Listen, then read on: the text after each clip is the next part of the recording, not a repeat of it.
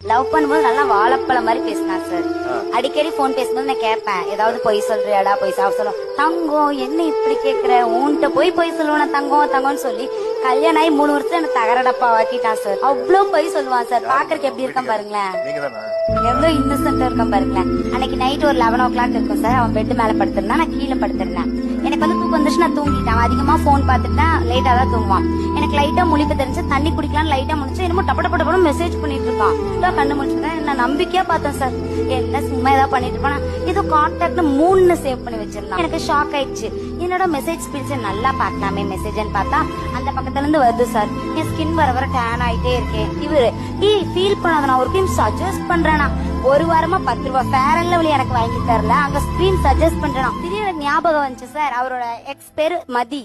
எப்படி பாருங்க 3 சேவ் பண்ணிருக்கான் மதிய. அவர் தூங்கிட்டு இருக்க கீழே ஏர் கூலர் ஓடிட்டு இருந்துச்சு சார். எப்படி தூங்கிட்டு இருப்பான்னு ஒரு